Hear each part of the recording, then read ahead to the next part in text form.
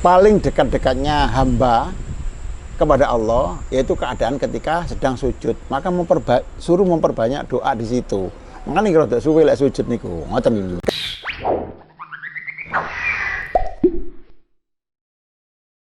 Itu memang dianjurkan yang agak lama karena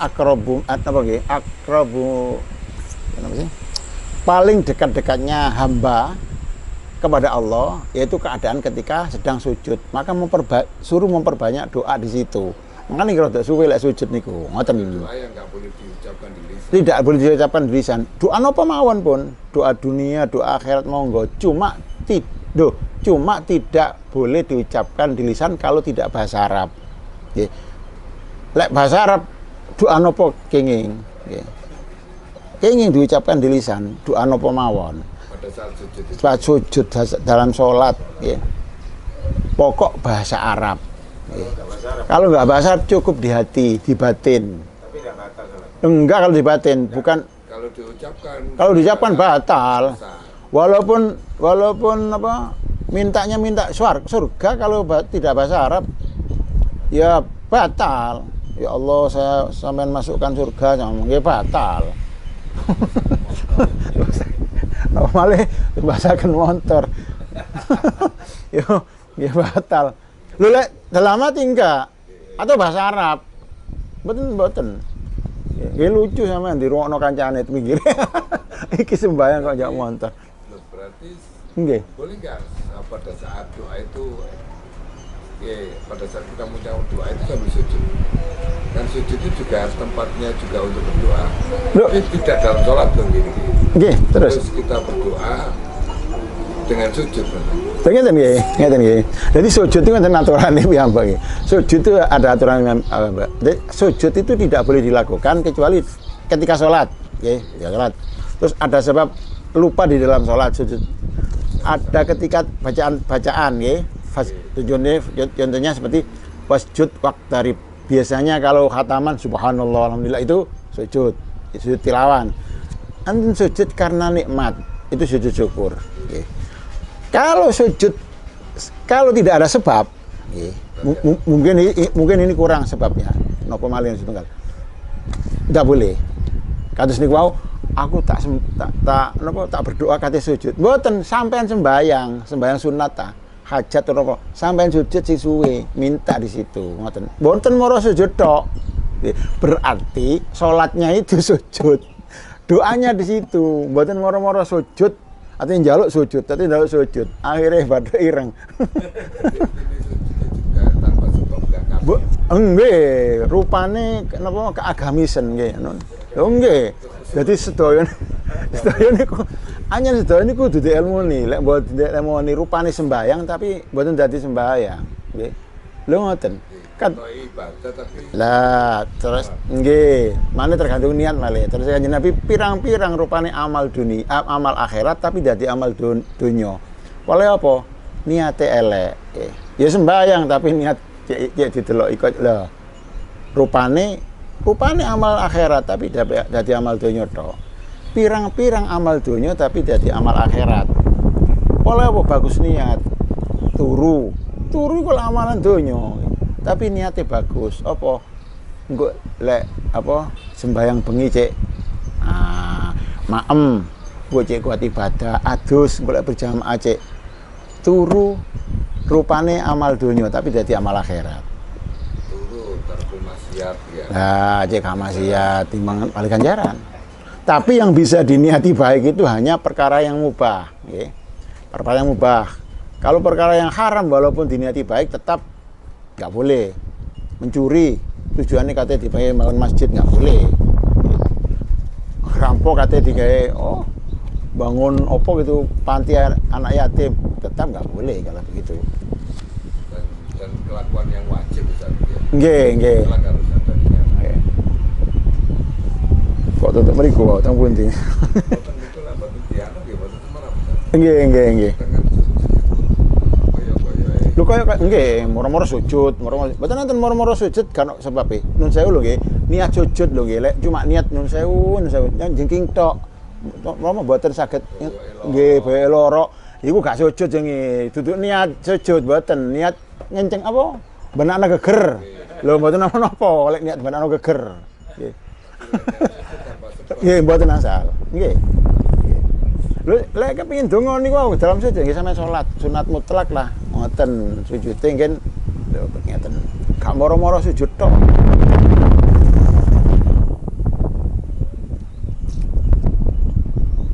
Wa yuqalu lan den ucapaken laha kadhe zakat fitrah apa zakatul fitrati zakat fitrah ail khilqati tegese zakat kedadean zakat nggih enten zakat fitri enten zakat fitrah sami nggih kedua-duanya sami.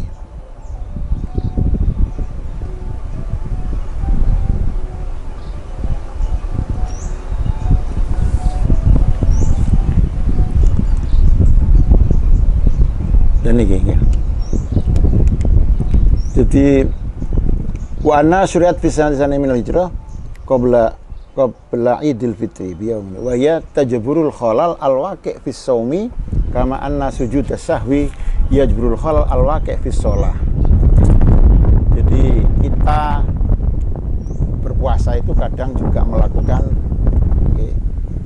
sesuatu yang bisa menyebabkan kekurangan di dalam puasa, makanya ditambal dengan sujud sahwi. Terus katanya di sini ada terusannya. Qalahu Waqi' bin Jarrah. Jadi Kiai Waqi' bin Jarrah sakautu ila Waqi'in su'a khifdi fa arsyadani ila tarkil ma'asi. Imam Syafi'i pernah madul nggih teng Kiai Waqi'. Kok cek lambate. Jadi kok cek suwene apa iki apalan Yasin gak apal-apal. Kula malah Yasin wis apal-apal. Muter-muter tok. Kok cek angel apal fa arsyadani ila tarkil ma'asi. Terus Kiai Waqi' lek awakmu angel apalane fa arsyadani ila tarkil ninggalo maksiat. Ojo kakean maksiat cek gelis apal. Wa akhbaroni bi annal ilma nurun ya. Jadi ilmu itu cahaya. Wa nurullahi la yuhdali asi. Cahaya Allah tidak akan diturunkan kepada orang yang maksiat. Mergane ojo kakean maksiat cek apal, cek gelis apal. Hubungannya dengan ini puasa tadi itu. Puasa ono maksiate, kan kekurangan-kekurangan di situ nanti bisa ditutup dengan fitrah begitu. Yang lagi hafalan iki ngoten. Lah nggih. Napa panjenengan pun apa? Nggih samonten ukurane napa panjenengan dugi sebab liya nggih. Lek sebab lek jeneng ukurane samonten nggih pun nggih. Pun saged.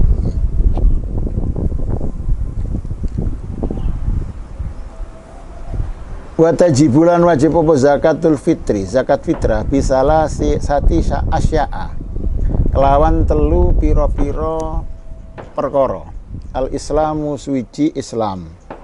Jadi zakat fitrah itu wajib dengan 3 syarat. Satu harus Islam. Fala fitrah tamungka ora ana fitrah iku wajib ala kafirin ing atase wong kafir asliin kang asli. Jadi fitrah tidak diwajibkan terhadap kafir yang memang asli kafir. Bukan pernah Islam tapi kafir, itu murtad namanya. Itu tetap wajib ya. Tetap wajib. Tapi untuk melakukan harus masuk Islam dulu karena fitrah itu butuh niat ya. Illa fi raqiqihi angin ing dalem budake kafir wa qaribihi lan kerabate kafir al muslimina piro-piro kang Islam. Kecuali kalau memang orang kafir punya budak, budaknya itu tetap berkewajiban fitrah.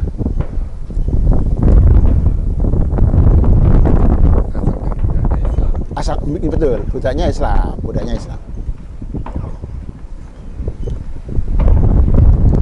Oke, kalau tanggal 16 ingenan niku wonten Basul Masail tenggene pager, wonten pager.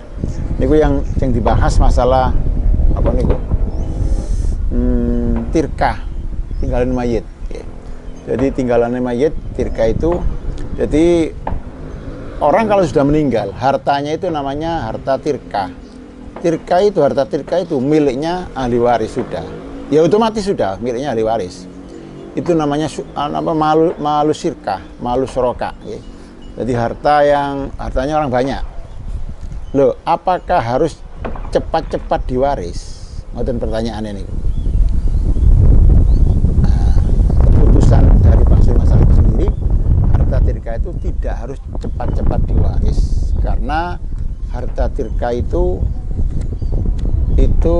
hak daripada ahli waris itu sendiri, kecuali kalau memang ada yang minta untuk diwaris.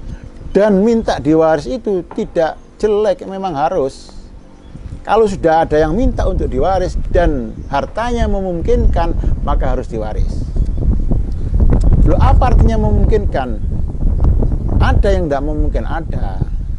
Tanahnya 1 meter, katakanlah ninggal tanah 1 meter, ahli warisnya 20. Lah itu kan nggak mungkin itu diwaris. Kalau memang ada salah satu yang minta, maka harus diwaris. Karena apa?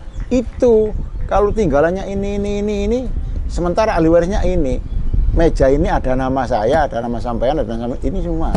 Saya pakai ini tanpa izin ini, dosa, terus dosa. Walaupun rupanya hartanya orang tuanya, tapi orang tuanya sudah meninggal karena sudah beralih. Tuh. Nah itu. Apalagi kalau ada mahjur alainya, anak yatim katakanlah itu. Itu. Jadi baginya wajib dengan farok. Lah itu yang itu. Jadi cara membaginya harus dengan faraid, wajib. Terus apa nggak boleh ridho-ridhoan? Kalau mazhab kalau Syafi'iyah itu tidak diperbolehkan, tidak boleh, kecuali kalau sudah tahu bagian masing-masing. Jadi nggak mungkin ridho tanpa tahu bagiannya. Gitu. Lek sik durung weruh bagiane ridho-ridhoan nggih, tadi baru tahu. Oh, tibane bagianku sakmono. Lah ini. Lah ngono gak ridho lah. Ini. Tapi kalau dicari-cari ada mazhab lain nanti ada. Nggih. Saged dari ridho-ridhoan. Jadi nggih enten sing membolehkan, tapi mazhab bukan Syafi'iyah.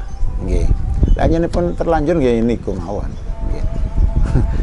Jadi pindah mazhab boleh. Nggih, boleh. Asal tadi dipadosi cara syarat nggih. Jadi moro pindah, plek mboten ngoten. Kan enten syarat-syarat nggih. Asalkan ngene ngoten dipenuhi semua, gak moro pindah, plek meneng.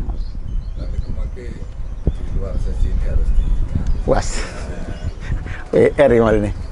Karena nggak mungkin, agak susah. Betul, nggih. Jelas akeh gitu. Loh. Nggih, ceritane Gus Muhim niku. Sing dados musaken niku diundang faraid nggih, diundang faraid. Nggih ngoten. Pantes tunggal sing mripate abang. Wah, niku gua celurit niku mlebu. Mlayu sing faraid mbok tenan niku. Sing yen apa? Wis lek ngoten niku panas gak peduli kiai, gak peduli apa. Melayu. Yo kiai ini melayu ta. Wong nggo celurit. Wis ekere-ekere lek ngono. Mergane napa niku? Niku bener dongane nyolati mayit nika nggih. Napa sing nomor sekawan niku? Allahu Akbar. Allahumma la tahrimna ajru wa la taftinna ba'dahu. Allahumma Gusti Allah la tahrimna, sampun ngaling-ngalingi jenengan napa la tahrimna. Nah ing kula ba'dahu ing dalem sawise ditinggal mayit. Wala taftinna lan sampun mitnah panjenengan teng kula sawise ditinggal mayit. Fitnahe gedhe. Nggih, fitnahe gedhe. Terus ngeten sampeyan kasus. Nggih.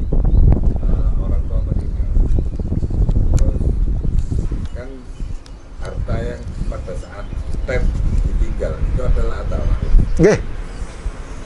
Terus kan setelah berjalannya waktu itu kan pasti akan berkembang plus atau minus ya. Terus ini nggak dicatat pada saat cut off ini. Terus mari ngoten dan nggak diwaris. Mari ngoten dibiarkan sudah berkembang, ya naik turun. pripun iki? Apakah basic misalnya setelah 5 tahun dihitung, woi saya dibagi saiki. Apakah niki nilai yang tadi awal itu atau pakai nilai yang terakhir? Misalnya ditinggali dunia 1 juta. Mari ngoten wis gak dibagi di sini. Terus damel dagang. Akhirnya pada saat bagi jadi 5 juta. Ini tetap dibagi 1 juta ini kita 5 juta. Gitu. Jadi untuk mempertahankan, maksudnya untuk tidak membagi warisan atau membagi warisan itu kesepakatan ahli waris kan. Ya apa iki diwaris apa enggak kan ngoten nggih. Loh, wis gak usah ya apa didamel dagang. Dia dhisik. Lah urusan dia ngene niku. Lho ya apa kok? Lah kan mesti enten janji di muka yang jelas. Kok lek mboten ngoten nggih, ya suruh malih. Kadang-kadang kan ibu kali melakukan wis gak ngurus anu ngoten. Lah niku mungkin akhirnya mburine, rupane sepele tapi jadi 10 nggih mburine niku. Dan kebanyakan seperti Lah makanya niki kudu ngaji nggih, kudu ngaji. Jadi dari awal harus jelas dulu. Karena harta warisan itu rawan konflik. Dari rawannya itu harus belakangnya harus selalu berhati-hati agar tidak konflik. Kalau seperti itu ya memang hartanya kan milik semua. Oleh karena diperdagangkan, perdagangannya kan berlaku kan, maksudnya itu sudah menjadi laba. Ya otomatis dari kesepakatan semula bagaimana.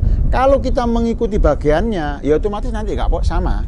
Tapi kalau dari akad awal itu memang nggak ada akad, moro-moro wis dilakono ae. Napa namanya itu harta yang tadi. Okay. Atau mungkin diwarisi toko. Otomatis kan pada saat cut off tadi kan harus dihitung harta toko. Nggih. Dan nggak mungkin kan hari ke-1 itu langsung dibagi.